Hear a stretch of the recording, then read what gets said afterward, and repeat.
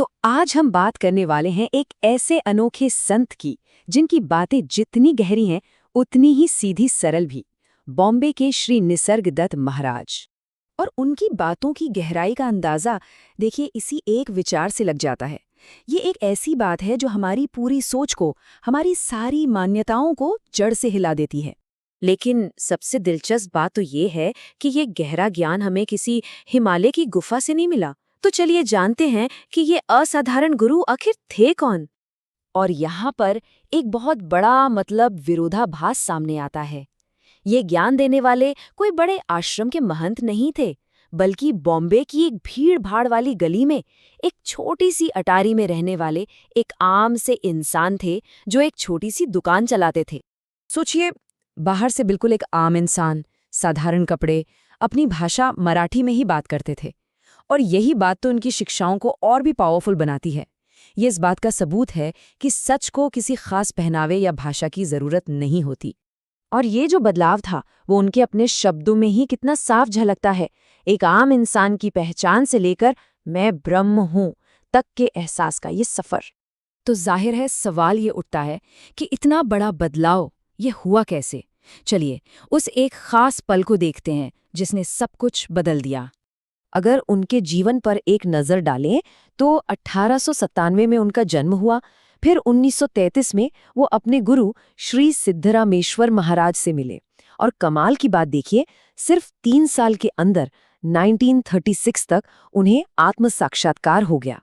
और उसके बाद वो वापस बॉम्बे आकर अपना पारिवारिक जीवन जीने लगे।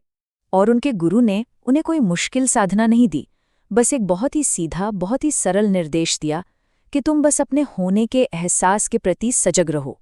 ये मत सोचो कि तुम ये हो या वो हो, बस जो होने का शुद्ध एहसास है उसमें टिके रहो। और इसी एक निर्देश से हम पहुंचते हैं उनकी शिक्षा के सबसे जरूरी हिस्से पर, जिसे उन्होंने कहा मैं हूं का ज्ञान। अब चेतना कैसे पैदा होती है, इसको समझाने के लिए महाराज ने कोई भारी भरकम फिलॉसफी नहीं दी। उन्होंने बहुत ही आसान रोजमर्रा के उदाहरण दिए। जैसे कहीं पानी जमा हो तो कीड़ा बन जाता है, रोटी का टुकड़ा पड़ा रहे तो उसमें कीड़ा लग जाता है, अंडे को सेका जाए तो चूजा निकल आता है, और शुक्राणु से एक बच्चा पैदा होता है। तो इन सारे उदाहरणों में कॉमन क्या है? एक चीज कि एक रूप बनता है, एक शरीर बनता है, और उसके साथ ही एक ज्ञान भी अपने आप पैदा होता है। मैं मौजूद हूं, यानी मैं हूं का एहसास कोई पर्सनल चीज नहीं है, बल्कि ये हर जीवित शरीर का एक कुदरती फंक्शन है। तो अगर इसे और साफ साफ समझें तो चेतना क्या है? ये बस वो मैं हूं या होने की फीलिंग है जो शरीर के साथ आती है। इससे पहले कि हम ये सोचें कि मैं एक मर्द हूं या औरत हूं, बस वो जो होने का एहसास है वही चेतना है। अब अगर ये बात समझ आ जाए तो इसके जो मतलब निकलते हैं वो बहुत गहरे हैं।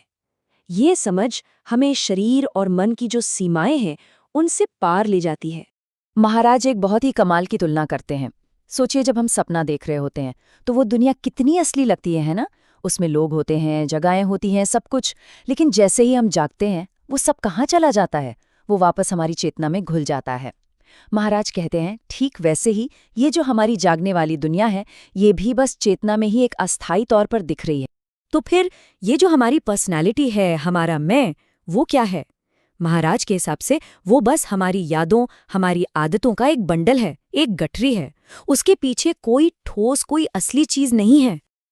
और यहीं से एक बहुत बड़ा सवाल खड़ा होता है कि अगर हमारा शरीर हम नहीं हैं, हमारी पर्सनैलिटी बस एक भ्रम है, तो फिर मुक्ति किसको चाहिए?